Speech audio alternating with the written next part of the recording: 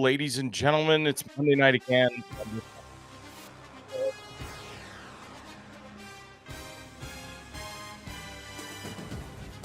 It's a doubleheader Monday night football. I still don't understand why they run these games at the same exact time. It seems ludicrous to me. Why wouldn't you just play one at 8 o'clock and one at 10:30 so the West Coast can watch it?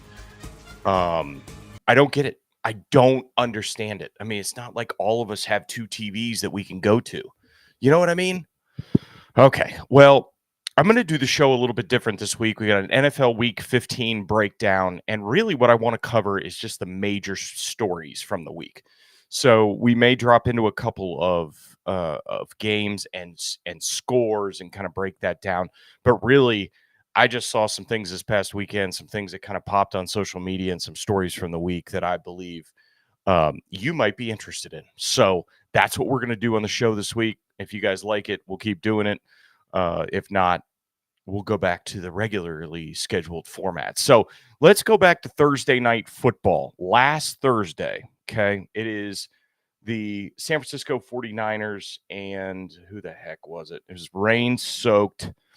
It was the Rams and the 49ers at San Francisco. So they're playing in the rain.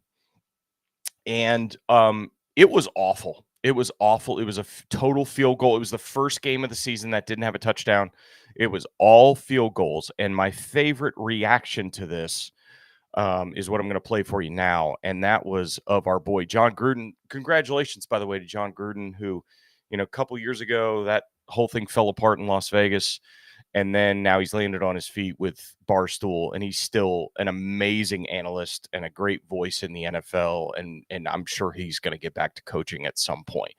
But let's quickly just bop over to see what John Gruden's reaction to this. I didn't watch the whole game Thursday night because I was removing a fork from my eyeball. That was the worst football I have ever seen. I mean, I'm sitting there watching this 12-6 thriller. That's why they should cancel Thursday night football. The players aren't ready to play. There's no preparation. There's a lot at stake, and what you see is sloppy football. We've been saying it for 3 years.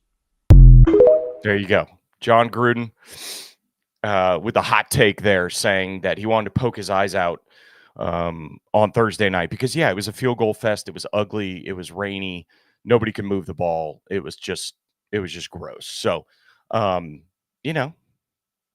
sometimes you're going to get those games. But I think what Coach Gruden is arguing is Thursday night football. I mean, but here's the thing.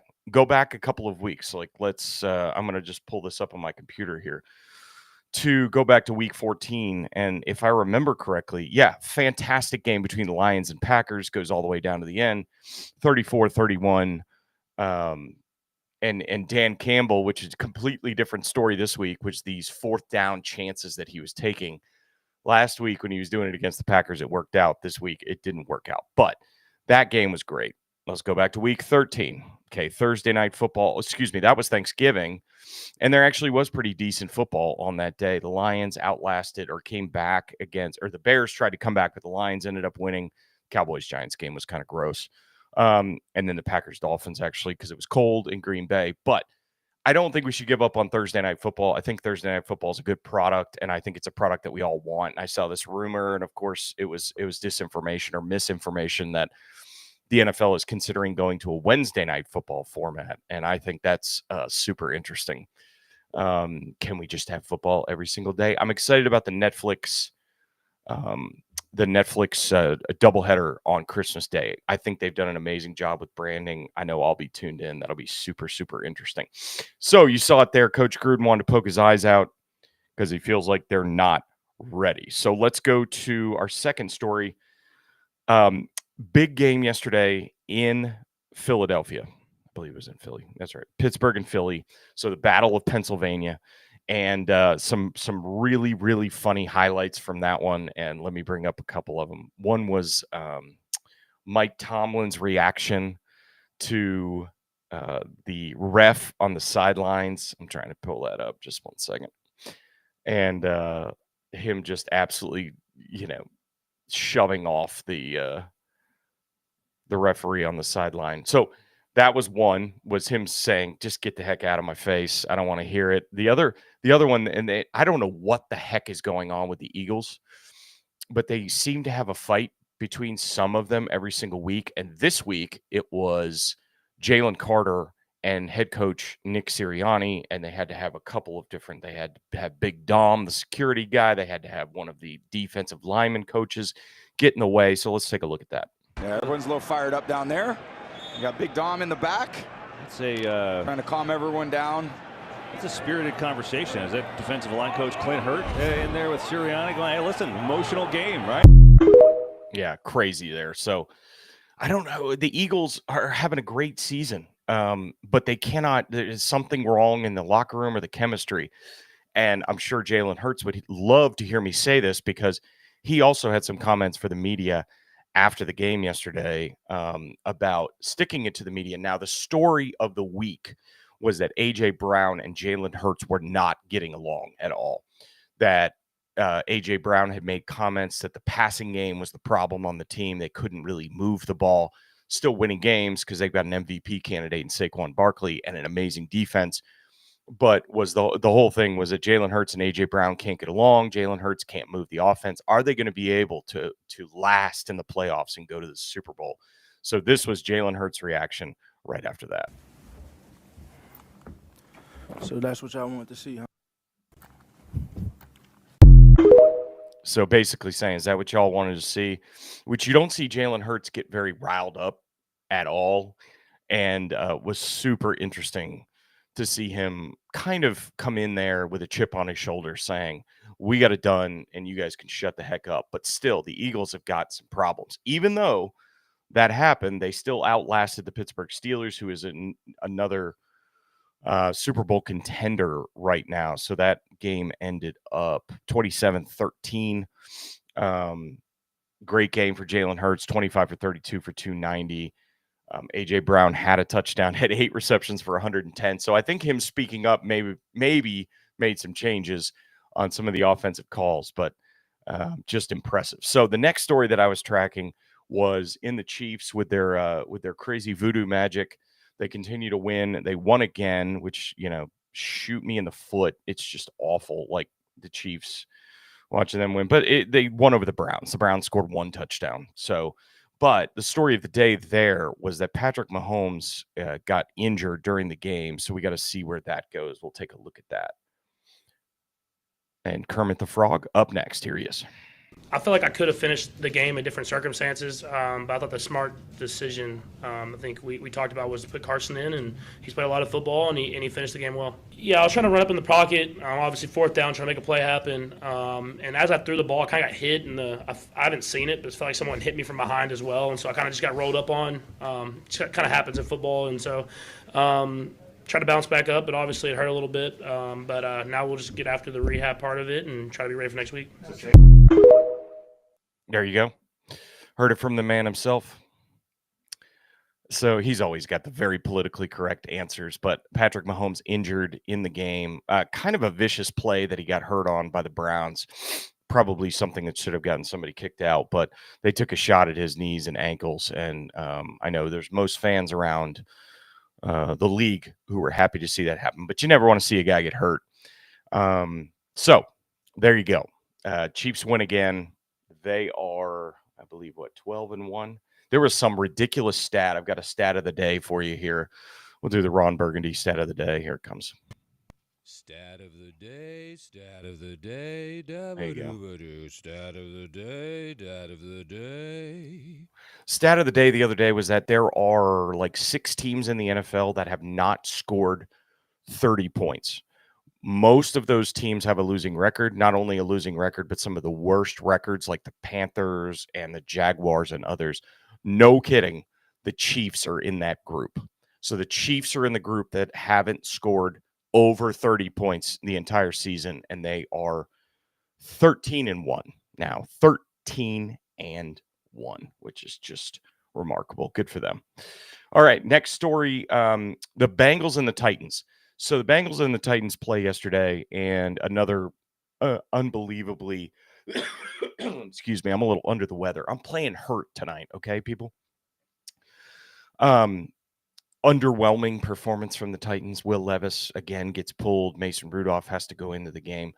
Burrow throws a couple of interceptions, but the story of the day coming out of that game was that the way I interpreted this, and I'll let you guys watch it, and maybe you can comment or you can hit us up in the comments after the fact when this is posted to YouTube and X and Facebook and Twitch, is that Burrow is talking to Zach Taylor, his head coach, and I think if I've been in those types of situations, a coach is probably telling him, hey, man, it's all right. Stay calm. It's a long season. We still got a long way to go. We're trying to make the playoffs. And Joe is a perfectionist, right? He is upset that the Bengals are playing like crap and that they can play better. And so here, I'm going to play you this and probably repeat it a couple of times so that you can see it. But this is what I interpreted was a head coach is trying to say to his leader, hey, man, stay in it, stay strong. Your teammates around you are watching you. And he basically says, a bunch of expletives, but he's saying, no, we need to be better. We have to be better if we want to go anywhere. And so that is why I'm upset. So let's take a look.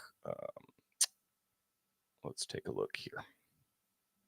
Broadcast cameras, you look pretty irate talking to Zach after the last touchdown. What was the issue there?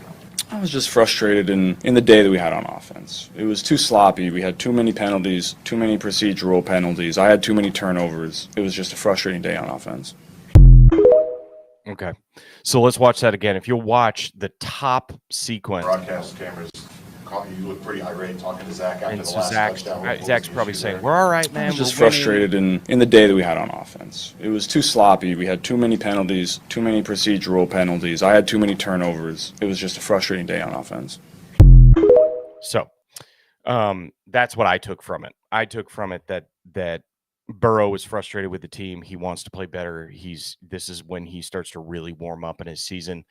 And he's frustrated with the Bengals' performance over a pretty lackluster Titans team. I don't know what the Titans are going to do in this offseason. They need a quarterback. Will Levis is not the answer. I love Will. I really hoped coming out of Kentucky that there was going to be some advancement. And Mason Rudolph he's a great backup, but I don't think he's the guy. So and they traded away Malik Willis. So now they've got, they have to go out and draft a quarterback, or they need to make a play in free agency? Do they go after Aaron Rodgers and Aaron Rodgers bought a property in Nashville? Do they try to go after Aaron Rodgers in the offseason try to get him for a couple more years while they find the heir apparent, while they draft somebody else? So we'll see what happens with the Titans, but obviously Joe Burrow, but the Bengals are on track now that they could potentially make the playoffs. So I think Burrow is just trying to fire up his team saying, this is BS. We got to play better than this. Okay. Sunday Night Football. So there's a lot of other interesting games, but we move on to Sunday Night Football. A lot of highlights in the crazy Bills-Detroit Lions game last night. Looked like the Bills were going to run away with it. Actually, there was one play in particular that set the tone for what was going to happen in the game. And actually, well, there was two plays. One big one that stood out to me was the Amon-Ra St. Brown fumble, because the Lions are driving. They're looking to get closer into the game, probably a different game at that point. And then, this game still ends up 45-42, but the onside kick by Dan Campbell and the Lions, and I think Dan Campbell came out afterwards and said, probably shouldn't have done that.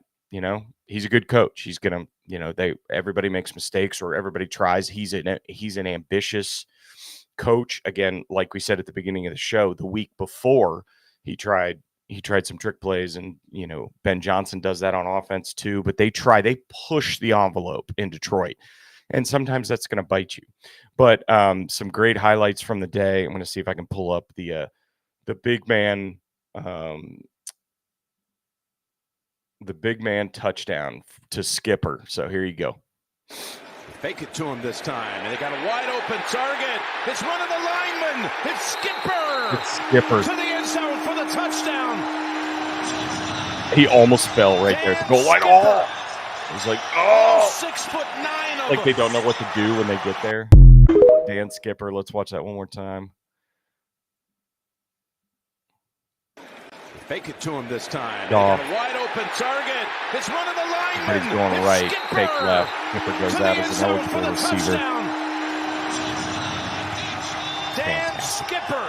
There just might be All nothing better. 6'9" of 6'9", just giant guy getting a touchdown. So Skipper gets his big guy touchdown. The onside kick play. So let's take a look at that. I don't think I was watching at the time of the onside kick, but questionable call here because of the timing of it. Okay, so I'm going to bring this up. Pause it real quick. And also there's some pretty sweet music.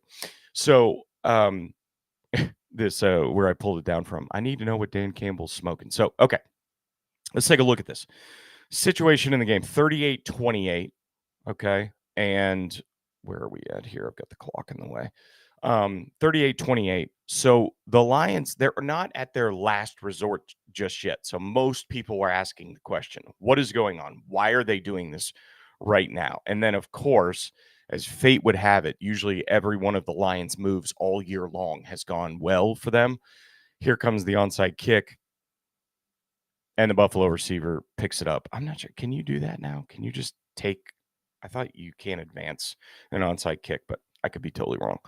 Please put that in the chat if you know what the new rule is or updated rule. So, again, 38 – let's go. 38-28. It's fourth with 12 minutes left, so there's still a lot of time on the clock. Did they need that onside kick at that point, or do you try to put Buffalo back on their heels a little bit into their end zone and try to get them to punt so that you're back in the game? But the Bills ended up going on to score very quickly. I think you can advance those because next thing I looked up and they're on the 5-yard line or whatever the case was, and they went right in and scored.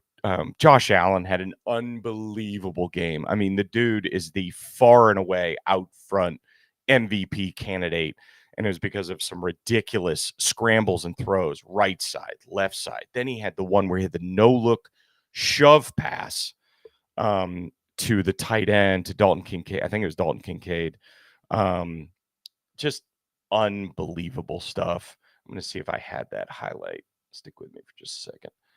Okay, I think this is one of them. Allen. Yes. Look at this throw. Oh. Touchdown. Can you believe it? A chest pass. I've never seen. I mean, just Allen. So Allen goes. Look at this throw. Oh. Touchdown. Can you believe it? A chest pass. Pitches it. I've never seen. I'm just gonna. It's so good. Allen. All right. So again, unbelievable. This is right there late in the fourth quarter when they needed that score to kind of seal the deal. And Josh Allen scrambles before the line of scrimmage, does a look just off to his left. The camera behind the end zone got his face where he's just looking off the left and then just does the shove pass to Knox. Just incredible stuff. And now, as you can see there, he's minus 700 to pick up the MVP. I don't know if that changes in the next couple of weeks.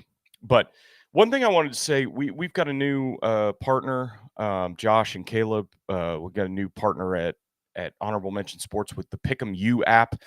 Pick'em U you can just play right now. Download the app on the App Store. Go in there, sign up, and there's an Honorable Mention Sports or HMS postseason for college football. So if you want a safe place where you don't need to bet any money, obviously that had minus 700 for Josh Allen.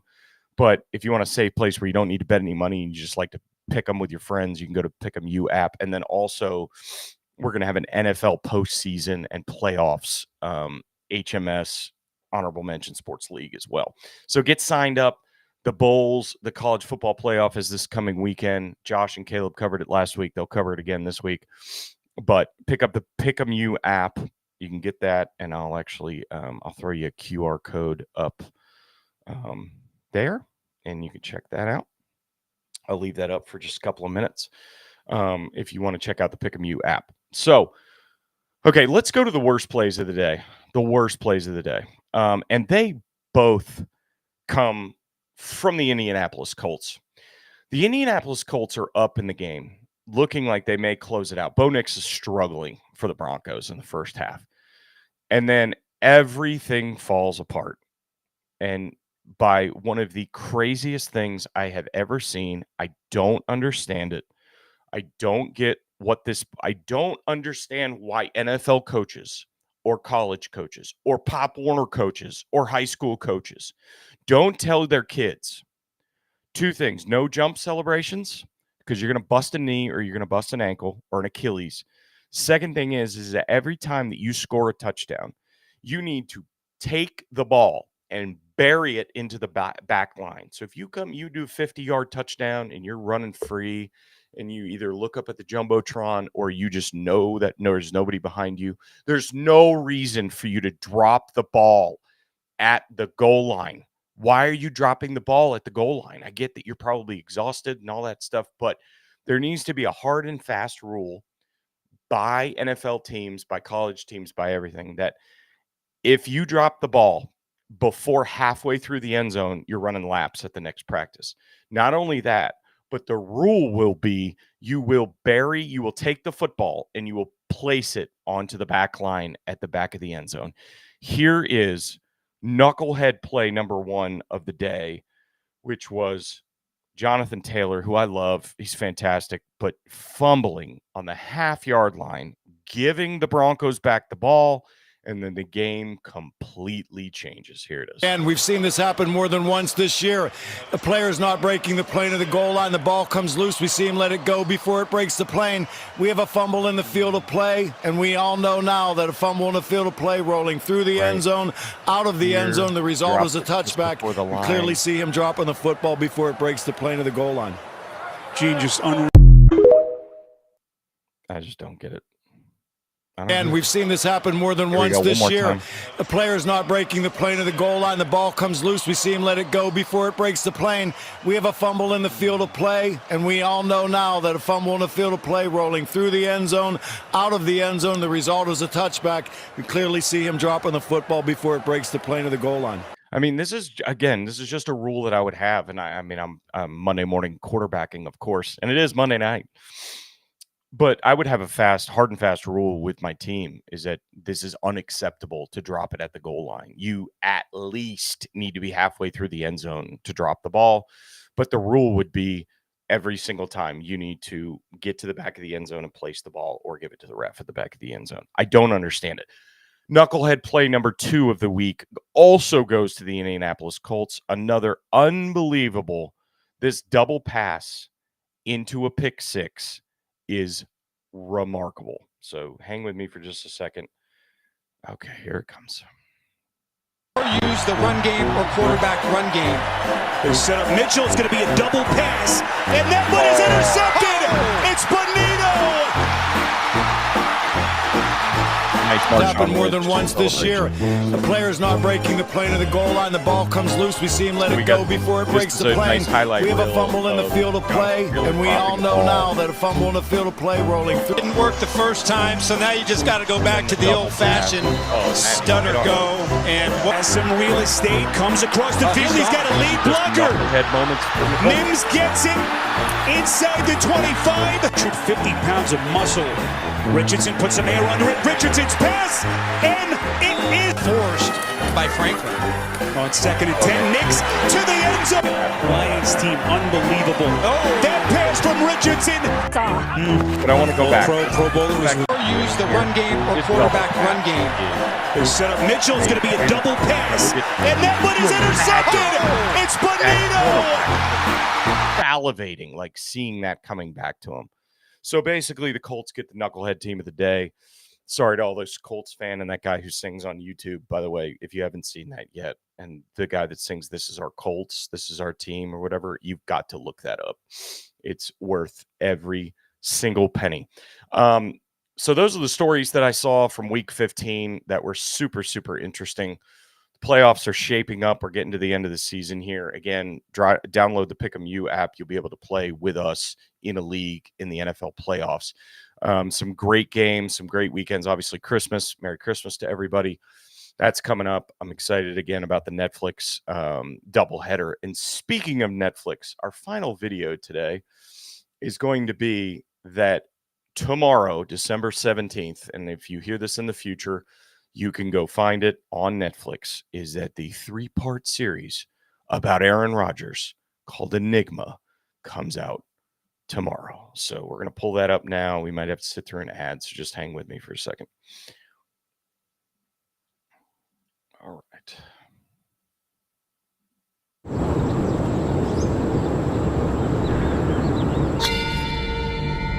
I live between two worlds of the extroverted 1, 2, 3, dominate! and an introverted lover of silence. And I'm trying to beat back Father Time and the expectations. Aaron Rodgers ain't for everybody. Rodgers has shared controversial and crazy conspiracy theories. It just feels like you're either for him or against him. Losing friendships, family, it was heartbreaking. Here come the Jets. Rodgers has something to prove. It is on. Protection breaks down, goes Rodgers. Aaron Rodgers has officially tore his Achilles. It's catastrophic. Is it time for him to retire? What does the future hold for Aaron Rodgers? I'm coming back to do it all. What's the risk of playing? That's not normal. People getting to see behind the curtain. Have you thought about going into politics? Once I started my spiritual journey, everything shifted. The metamorphosis is happening. Most people are not doing the walking. I'm not most people. I'm trying to find what a new edge is. There's football legacy. Rodgers, a touchdown. And then there's character legacy. It was going to be the big dog with me! When that ride comes to a stop, who are you going to be?